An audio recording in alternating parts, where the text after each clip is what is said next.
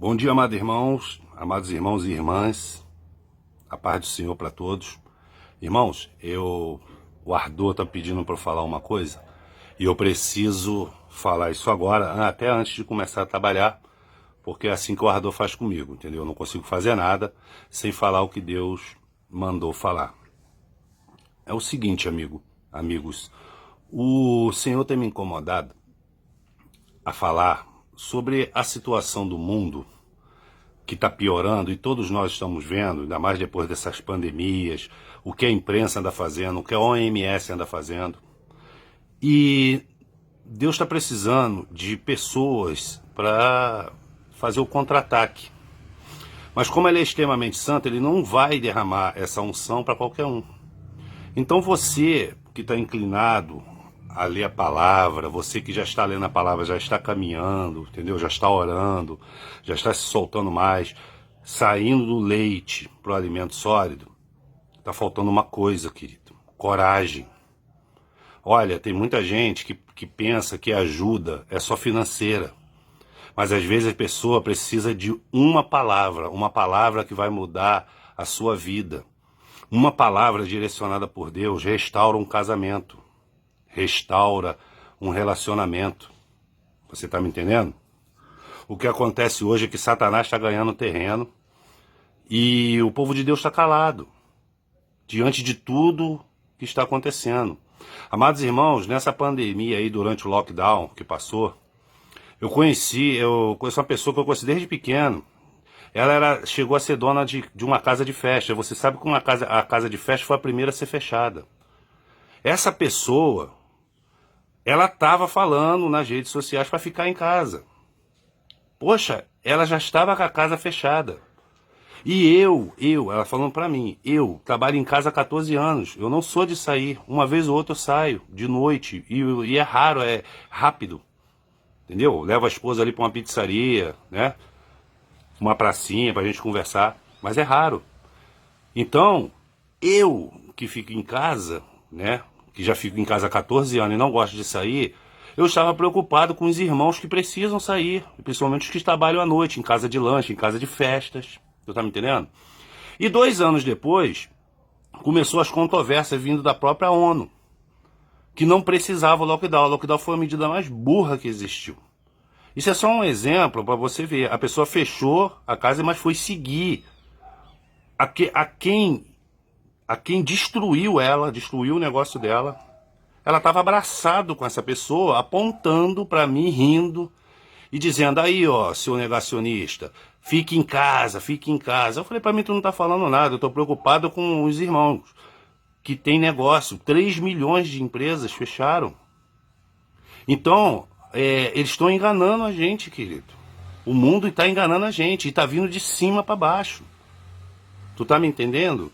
Então Deus quer valentes para pregar a palavra dele, mas também, como é que você vai pregar se você não entende?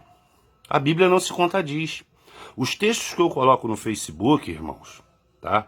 Você pode ver que dos comentários não tem nenhum que fala assim: ô irmão, você está errado porque você botou isso e a palavra de Deus isso e aquilo. Não tem.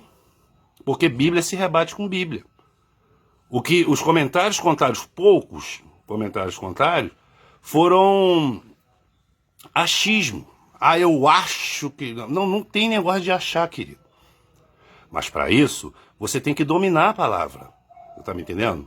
Olha, aonde eu vou, o gancho que me derem, eu tô pregando a palavra. Eu tava conversando com uma menina da farmácia, aqui perto de casa, e essa farmácia, ela toca música gospel, né? No alto-falante da loja, na calçada. Eu falei: pô, eles são crentes, né? E comecei a falar da palavra e descobri que a menina tá desviada. Pior, ela tá revoltada. E eu não sabia por quê. E eu explicando as revelações da palavra para ela, ela começou a se interessar. E ontem ela desabou em lágrimas, junto com o gerente dela, que é ímpio, tá? Porque ela me contou a história, irmãos. O padrasto dela era pastor, casou com a mãe dela, da igreja da mãe dela, né? Mãe dela ficou viúva e o pastor casou com ela. O pastor abusava dela e das irmãs dela. e das primas delas. E elas eram crianças. Isso faz tempo que passou. Então ela ficou com essa revolta. E mais ainda, depois que a mãe descobriu e separou dele, foi assim que ela me disse, ele passou a abusar de outras crianças, inclusive da mesma família. Então você vê aí, a outra agora está uma jovem, 20 anos, revoltada. Ela falou que as postagens dela nas redes sociais são de uma pessoa depressiva. Mas por causa disso, a menina não quer mais saber de Cristo. Não quer mais saber de... Agora, como pregar, irmão, uma pessoa dessa aí, se você não tiver o domínio da palavra?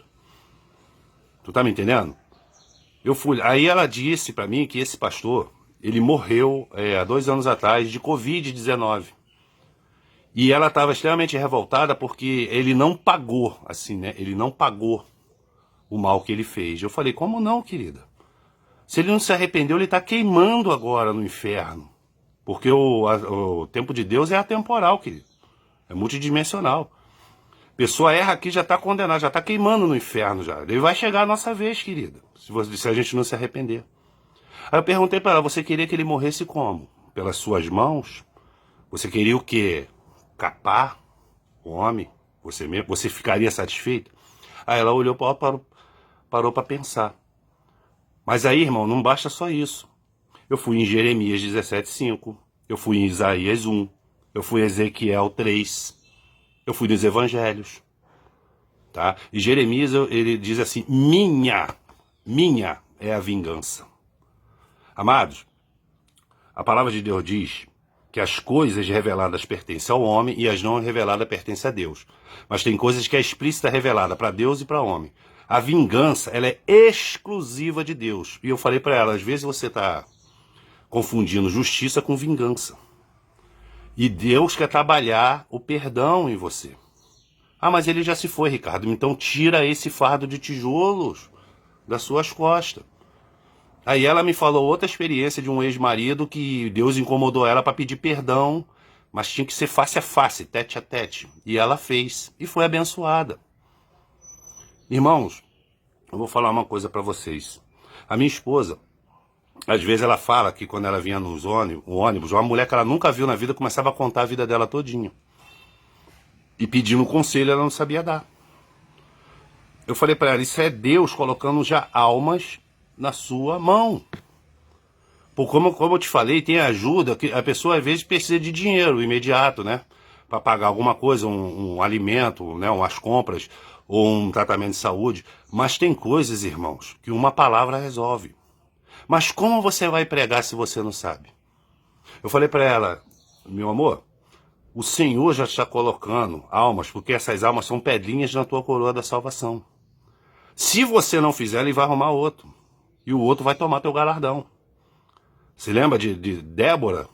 Né? E se o outro só quis ir para a batalha se Débora fosse junto. Aí Débora falou para ele assim, eu vou. Mas a glória da vitória será minha e não sua. E a glória foi para uma mulher, que naquela época, querido, era terrível. Uma mulher ter a glória toda porque um homem frouxo não quis ir. Isso aqui não é machismo, não é nada não. Tá me entendendo? Mas cabe mais ao homem, historicamente, esse papel de encarar. Agora você vê uma legião de homem frouxo. Querido, eu não me importo se sou chamado de maluco, se sou chamado de falso crente, de falso pastor. Mas me rebate na palavra, querido.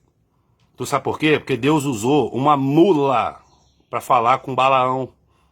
Aí Balaão foi e começou a relinchar, andar de 4, comer capim, não foi isso? Não. Tu tá me entendendo? Mas Deus falou pela mula ou não falou? Muitas pessoas estão julgando muito o profeta em vez de julgar a profecia. E eu não vou me calar, querido. Eu tô vendo muita coisa errada no mundo aí, principalmente na imprensa. Eu não vou me calar. Porque o que o Senhor tem feito na minha vida, meus amados irmãos, está longe de ser coincidência. Ele é vivo, ele é poderoso e eu sou cheio de pecado, tá, irmão? Quem tá falando aqui talvez seja o pior pecador de vocês. Mas o meu objetivo é mostrar um Deus sem fantasia.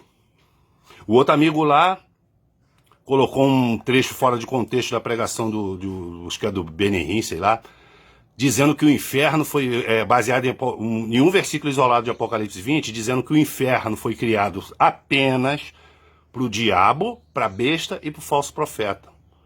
Meus amados, só a parábola do rico e do Lázaro derruba essa falácia que Satanás está falando aí. Porque o rico estava pedindo para molhar, o rico estava no Sheol, ele estava pedindo para molhar a ponta do dedo. E o Lázaro, que era o pobre, que comia das migalhas dele, estava no seio de Abraão, ou seja, estava no céu, estava no paraíso. O rico não era o diabo, o rico não era a besta, o rico não era o falso profeta, o rico não era um bicho, o rico não era um extraterrestre, era um ser humano. Então vamos parar com essa palhaçada aqui, tá? E eu questionei para ele, ele não me respondeu, eu perguntei ele assim: o difícil vai ser explicar como uma pessoa que nunca quis saber das coisas de Deus querer morar com ele, porque a própria parábola do rico e do Lázaro diz que, salvo ou condenado, a sua consciência permanece. Tá pensando o quê? Que você vai morrer e vai zerar tudo que aconteceu? Tu tá me entendendo? Eu lembro do filme Tropa de Elite, uma cena do filme Tropa de Elite 1, que